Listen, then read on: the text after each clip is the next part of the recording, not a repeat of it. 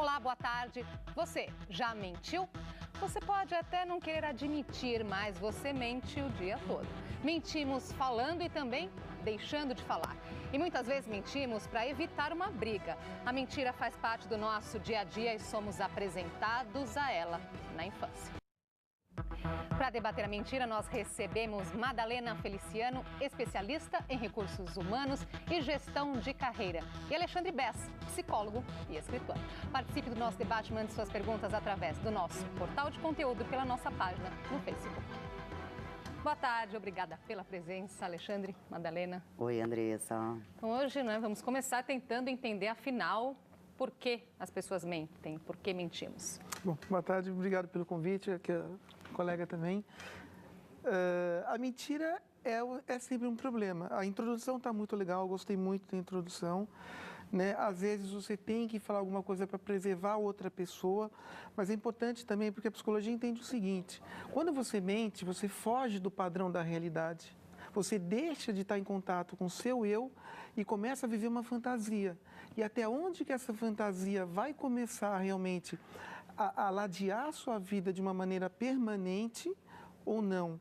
Tem pessoas que mentem compulsivamente, a psicologia chama isso de comportamento mintômano ou mintômaco, tanto faz. É uma patologia séria e de ordem construtiva e crescente, ou seja, ela não tende a diminuir, só aumentar. Então a pessoa começa a mentir e acreditar que ela está fazendo aquilo, que ela é aquilo, e é tão sério porque ela entra numa situação de despersonalização.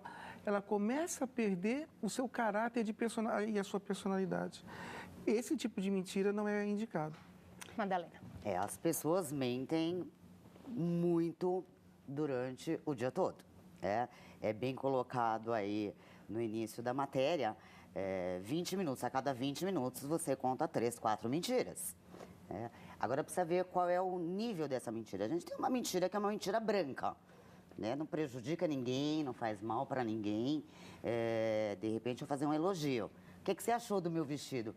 Ai, achei ótimo. E na verdade não é o que eu achei. Então, agora, mentir a cada 20 minutos é sempre consciente isso? Ou às vezes a pessoa nem se dá conta de que é uma mentira? Para aquela pessoa que é uma mentirosa patológica, é normal. Para aquela outra, ela vai soltando sem pensar muito. Então, aí vem do inconsciente. Lembrando que 90% de todas as nossas ações são sempre inconscientes. O consciente não manda nada na nossa vida. O que determina os nossos atos, por que você pegou esse copo de água assim, ou por que você fez alguma outra coisa, o Freud falava isso muito bem claro, está totalmente comprovado. Tudo que a gente faz na vida é de origem inconsciente. O que determina a nossa vida é o desejo que você tem de ser alguma coisa, de fazer alguma coisa, e às vezes esse desejo mostra para você que você não é aquela pessoa que você gostaria de ser, e você começa a florear, você começa a inventar, até para se justificar a si mesmo, né? Eu acho que uma mentira muito positiva seria você vai sair com a sua namorada hoje à noite. Então você inventa que você vai em tal lugar e faz aquela surpresa para ela. Essa é completamente aceita pela psicologia. Na verdade, está querendo fazer uma surpresa, então. Exatamente, né? você omitiu. A mentira, ela é exato. maldosa, né? Quando você está fazendo propositalmente, a gente vai considerar, sim, que é uma mentira maldosa, Claro. que é uma fofoca, que vai prejudicar a vida de outra pessoa. Mas existem mentiras até benéficas, que não vão prejudicar ninguém.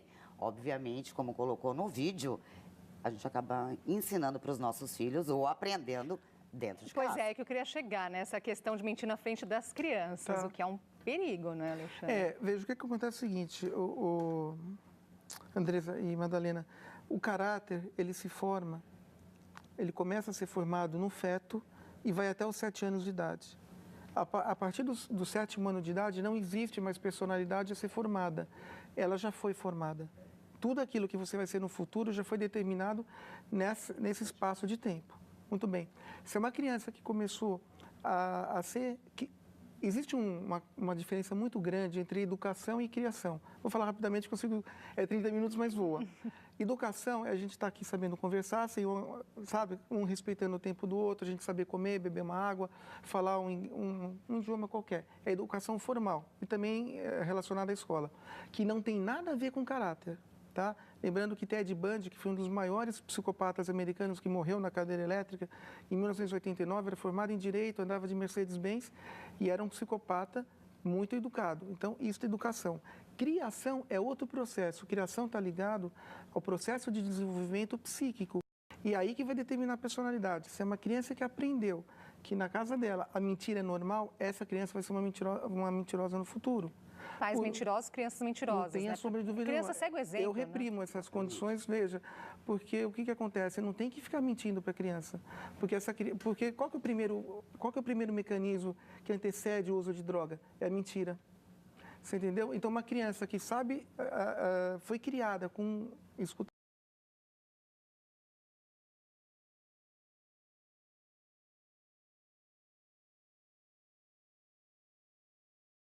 nível A ou nível E. Tanto a droga está ali de qualquer jeito. Esse é o mesmo mecanismo. Você usa droga que você começa a mentir. Ah, eu não usei droga, estou usando. Até porque drogas como a maconha incita, né, o comportamento mentiroso. O cara que usa maconha, ele mente muito, porque a droga faz isso. É um dos processos da maconha, ela desperta de memória, etc. E tal. Então é muito triste quando você vê uma família que ensina uma criança a mentir, porque você está desestruturando a personalidade dessa criança e moldando uma criança no futuro a ser mentirosa. Agora, olha só, uma pesquisa feita por uma consultoria de recursos humanos apontou as mentiras mais bizarras encontradas nos currículos. Entre as mentiras mais bizarras estão a do candidato que se declarou supervisor de construção quando na verdade só fez uma casinha de cachorro, outro que disse ter assessorado o primeiro-ministro de um país onde o cargo nem existe. Teve ainda quem afirmou ter sido babá de celebridades como Tom Cruise e Madonna, e quem listou como experiência o trabalho em empresas onde passou apenas um dia ou 2. Parece mentira, né? É bem a área, aqui está na área da Madalena. É bem a área da Madalena. Acontece, né? E isso não é raro, é comum. As pessoas mentem no currículo, as pessoas mentem na entrevista, algumas mentiras normais. Idioma, né? O meu inglês é fluente. Então, tudo bem, vamos começar uma entrevista em inglês e é macarrônico, né? A supervalorização. Eu liderava 150 pessoas, eu era um chefe participativo, um líder que trazia novidades. E quando você vai checar a informação, ele nem exercia o papel de liderança dentro de uma empresa. Então, tem mentiras aí que são fáceis da gente descobrir. Uma ligação você consegue descobrir. E o que passa na cabeça das pessoas nesse tipo de mentira, Alexandre? Elas acham que assim, quem está do lado de lá não vai perceber ou ela nem pensa nisso? Olha, eu creio que a vontade de arrumar um emprego ou a necessidade de arrumar um emprego, não sei se a Madalena concorda, deve ser tão grande que ela fala, não, eu preciso mentir, né?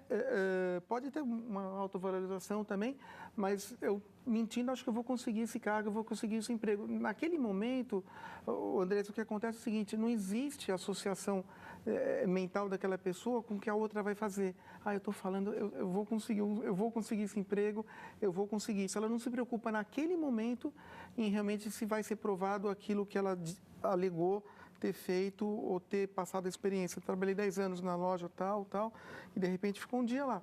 O que ela falou é verdade. Isso na questão de emprego é muito comum. Não é nenhuma questão de caráter ali, é uma questão de necessidade, medo. Na verdade, o currículo, né, Alexandre, quando eu recebo, qual que é a ideia do currículo? Ele é teu cartão de visita. Claro. Então você quer chegar até Exatamente. mim, você quer conversar comigo.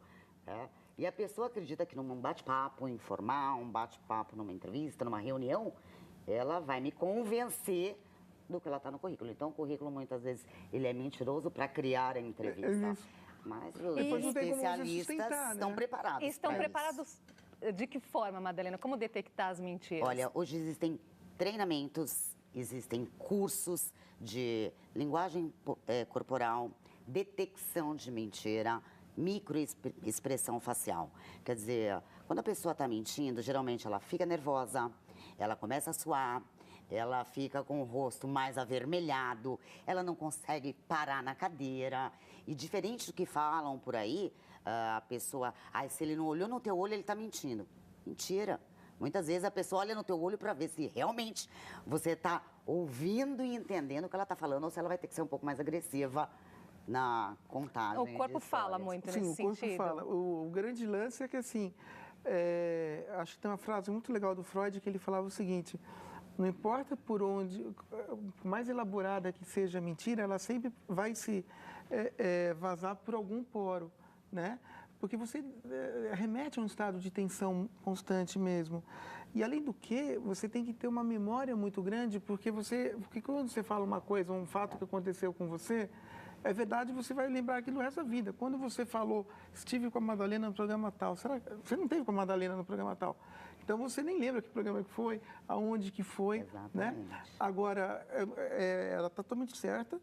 É só às vezes legal fazer uma ressalva pelo seguinte: por mais que sejam, e eu também uso muito esses sinais, mas por mais que você tenha todo um estudo ali sobre sinais corporais, alguma coisa assim, algumas pessoas têm algumas particularidades já adquiridas, como vício de comportamento. Ah, com certeza. E às vezes a pessoa ela pode até estar falando de um jeito que esse jeito pode estar indicando uma mentira, mas não é. É o jeito dessa pessoa. Por isso não pode ser uma única análise. exatamente, Não só a linguagem exatamente. corporal. Quer dizer, isso pode revelar também coisas do caráter, Pode. características da pessoa. Às Pode. vezes é dela, né? A gente tem aí algumas Pode. orientações, por exemplo, se um candidato está sendo entrevistado, ele cruza os braços, né? Alguns recrutadores falam, ele está fechado para o negócio.